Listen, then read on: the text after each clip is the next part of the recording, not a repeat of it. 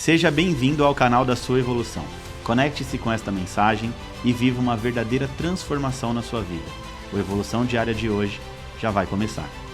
Olá, queridos, bem-vindos à Evolução Diária de hoje, sexta-feira, dia 12 de julho de 2024. Eu sou o pastor Vitor Santos e estou aqui para te ajudar no seu processo de evolução. Hoje nós vamos estudar o capítulo de número 13 do livro de Juízes, mas antes da gente entrar literalmente no nosso estudo de hoje, eu quero te pedir bem rapidinho para você curtir, comentar e compartilhar esse vídeo com seus amigos e familiares em nome de Jesus. Todas as vezes que você curte, comenta e compartilha, o YouTube entende que o vídeo foi relevante para você e ele acaba sugerindo, indicando para muitas outras pessoas. O maior intuito aqui do Evolução Diária é levar a palavra de Deus para a vida dessas pessoas e você pode ser esse agente de milagres, curtindo, comentando e compartilhando. Quando você curte, comenta e compartilha também é muito importante para o crescimento e desenvolvimento do nosso canal. E como eu sempre digo, se o Evolução Diária tem sido bênção para você, então curte, comenta e compartilha, tá certo? Quero aproveitar aqui também para fazer alguns convites especiais. O primeiro é nesse sábado, amanhã, às 10 horas da manhã, na nossa igreja, na Evo, nós vamos ter um super encontro de mulheres.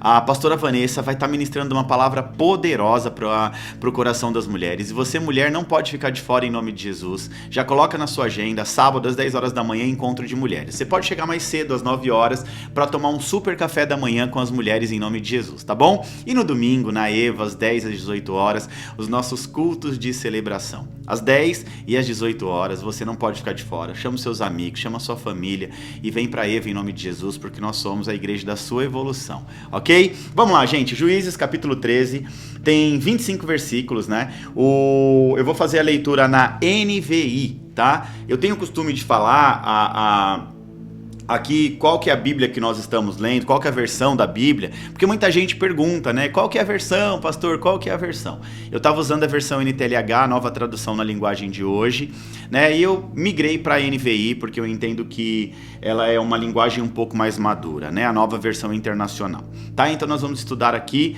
Juízes capítulo 13 na versão NVI. Os israelitas voltaram a fazer o que o Senhor reprova. Note, mais uma vez, os israelitas fazem aquilo que o Senhor reprova. Eu vou me atentar à leitura agora e depois eu te explico tudo isso direitinho. Por isso o Senhor os entregou agora nas mãos dos filisteus durante 40 anos. Então, os israelitas voltaram a pecar, desobedecer, fazer aquilo que desagradava o coração de Deus, aquilo que Deus reprovava, e Deus entrega, né, os hebreus nas mãos dos filisteus e eles ficam 40 anos aí debaixo dessa maldição. Certo homem de Zorá, chamado Manoá, do clã da tribo de Dan, tinha uma mulher estéril. Certo dia, o anjo do Senhor apareceu a ela e disse: você é estéril, não tem filhos, mas vai engravidar e vai dar à luz a um filho. Todavia, tenha cuidado, não beba vinho nem outra bebida fermentada e não coma nada impuro. E não se passará navalha da cabeça do filho que você vai ter, porque o menino será nazireu, consagrado a Deus desde o nascimento. Ele iniciará a libertação de Israel das mãos dos filisteus. Então a mulher foi contar tudo ao seu marido. Um homem de Deus veio falar comigo, era como um anjo de Deus de aparência impressionante. Não lhe perguntei de onde tinha vindo e ele não me disse o seu nome, mas me assegurou que eu vou ficar grávida e vou ter um filho. Todavia, não posso beber vinho, nem outra bebida fermentada e nem posso comer nada impuro, porque o menino será nazireu, consagrado a Deus, desde o seu nascimento até a sua morte. Então Manoá orou ao Senhor e disse assim: Senhor, eu te imploro que o homem de Deus que enviastes volte para nos instruir sobre o que nós temos que fazer quando o menino nascer. Deus ouviu a oração de Manoá e um anjo de Deus veio novamente falar com a mulher, quando ela estava sentada no campo. Manoá, seu marido, não estava com ela, mas ela foi correndo contar ao marido: o homem que apareceu outro dia está aqui novamente. Manoá levantou, seguiu a mulher. Quando se aproximou do homem, perguntou: és tu que falaste com minha mulher? Sim, disse ele. Quando as suas palavras se cumprirem, Manoá perguntou: como devemos criar esse menino? O que ele deverá fazer? O anjo do Senhor respondeu: a sua mulher terá que seguir tudo o que eu lhe ordenei. Ela não poderá comer nenhum tipo de produto da videira, nem vinho ou bebida fermentada, nem comer nada impuro. Terá que obedecer a tudo que lhe ordenei. Manoá disse ao anjo do Senhor: gostaríamos que ficasse conosco, queremos oferecer um cabrito. O anjo do Senhor respondeu: se eu ficar, não comerei nada, mas se você preparar um holocausto, ofereça ele ao Senhor. Manoá não sabia que ele era um anjo do Senhor. Então Manoá perguntou ao anjo do Senhor, mesmo sem saber que era um anjo: qual é o teu nome, para que te prestemos homenagem quando se cumprir a tua palavra? Aqui, na verdade, só um parênteses, Manoá estava achando que estava falando com um profeta, né? Um homem de Deus, um sacerdote, um mensageiro, um profeta. Mas, na verdade, era um ser espiritual, um ser angelical, um anjo de Deus, um anjo do Senhor, né? Que estava falando com ele. Ele respondeu, por que pergunta o meu nome? O meu nome está além do seu entendimento. Então Manoá apanhou um cabrito e a oferta de cereal e ofereceu ao Senhor sobre uma rocha. E o Senhor fez algo estranho enquanto Manoá e a sua mulher observavam. Quando a chama do altar subiu ao céu, o anjo do Senhor subiu na chama. Vendo isso, Manoá e a sua mulher prostraram-se com o rosto em terra. Como o anjo do Senhor não voltou a manifestar-se a Manoá e a sua mulher, Manoá percebeu que era um anjo. Sem dúvida, vamos morrer, disse ele à mulher, pois vimos a Deus. Mas a sua mulher respondeu, se o Senhor tivesse a intenção de nos matar, não teria aceitado o holocausto e a oferta de cereal das nossas mãos, nem nos teria mostrado todas essas coisas, nem nos teria revelado o que agora ele nos revelou. A mulher deu à luz a um menino e colocou o nome de Sansão. Ele cresceu e o Senhor o abençoou. E o Espírito do Senhor começou a agir nele quando ele se achava em Maanedã, entre Zorá e Estaol. Vamos entender esse texto maravilhoso em nome de Jesus. Aqui, na verdade, começa a história do juiz mais famoso da Bíblia, Sansão. O capítulo anterior termina com 3 juízes, né, que sucederam Jefté. Ou seja, no capítulo anterior nós estudamos até certa parte do capítulo ainda a história de Jefté e a sua batalha contra os efraimitas, né? E aí depois de Jefté, aquele que não posso deixar de falar isso para você, que sem medir as suas consequências, fez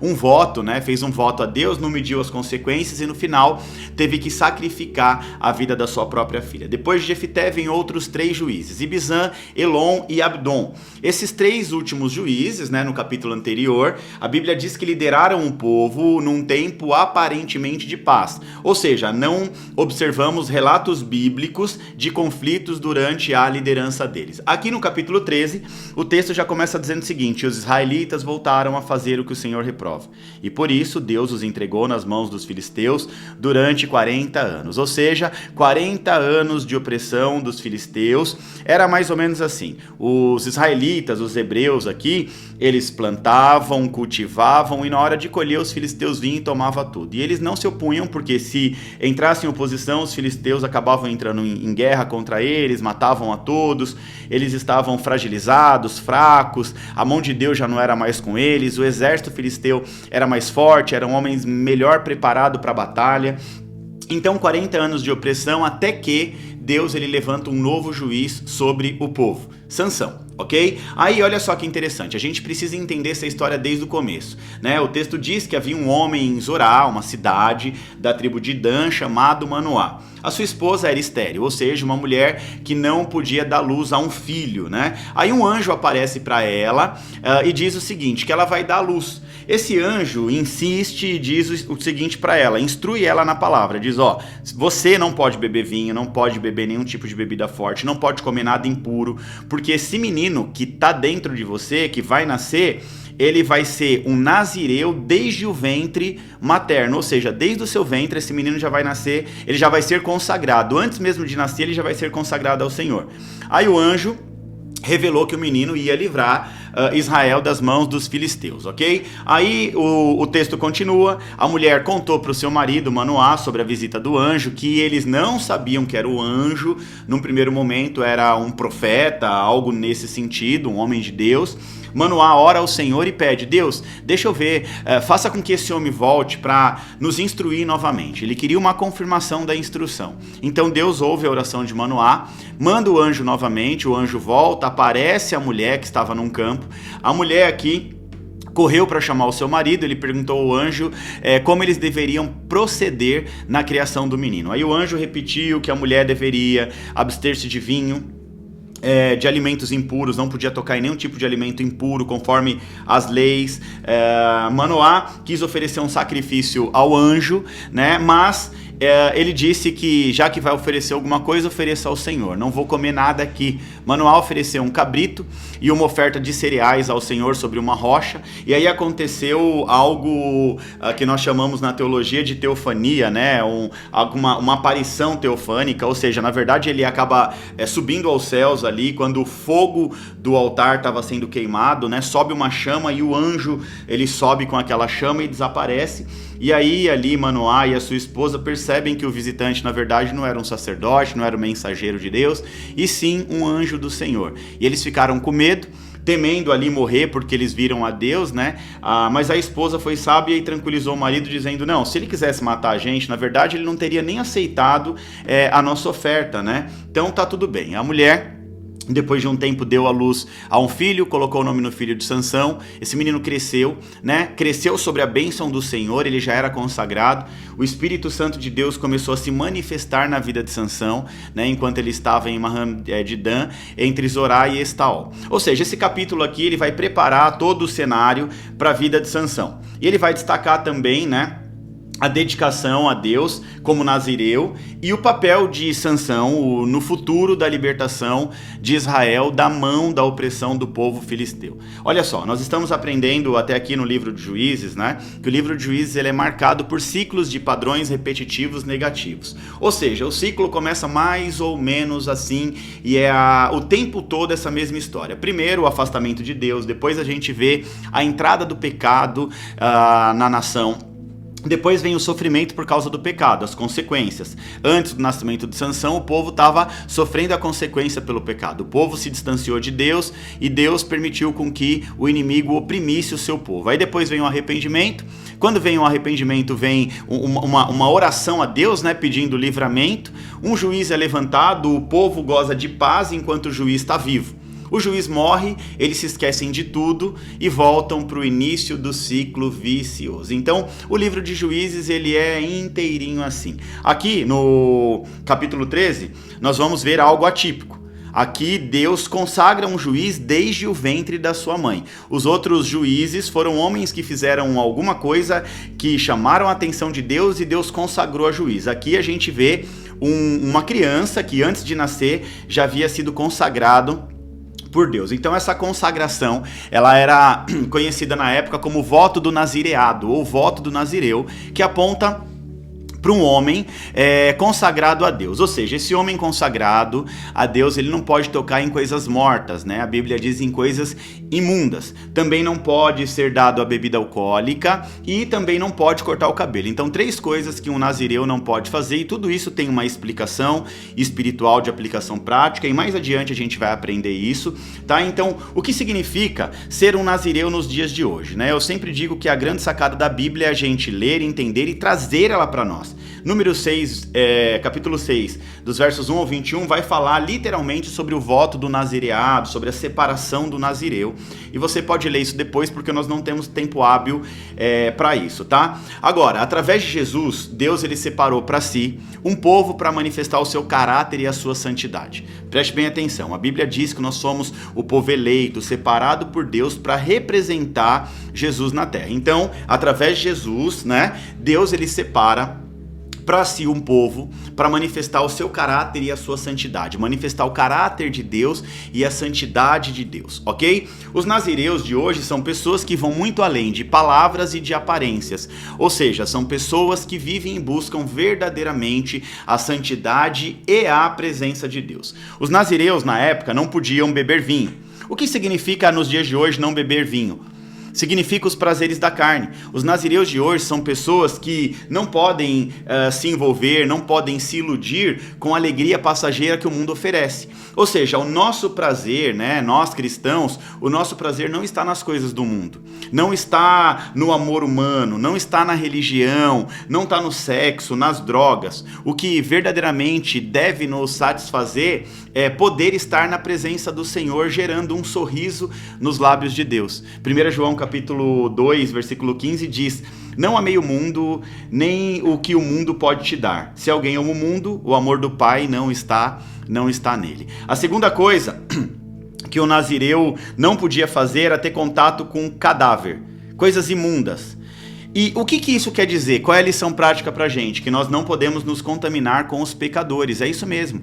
A morte fala de separação. Então preste bem atenção. A Bíblia diz que o salário do pecado é a morte. Os nazireus de hoje são pessoas que não podem se contaminar com o pecado, ou seja, não podem se deixar influenciar por outras pessoas que vivem no pecado, por mais próximas e influentes que essas pessoas sejam ou possam ser nas nossas vidas. É mais ou menos assim, não podemos nos contaminar com o pecado, não podemos abrir mão da nossa santidade nem por um momento para tentar agradar alguém da família, um amigo, namorado, quem quer que seja. Então Romanos 8:8 diz, portanto, os que estão na carne não podem agradar a Deus. Então aqui é literalmente esse contato com o cadáver está dizendo que a gente tem que se afastar, né? Não deixar se levar, se contaminar, infelizmente ali, né? Ou felizmente, com as pessoas envolvidas em pecado. Por quê? Porque o pecado dessas pessoas podem nos contaminar também,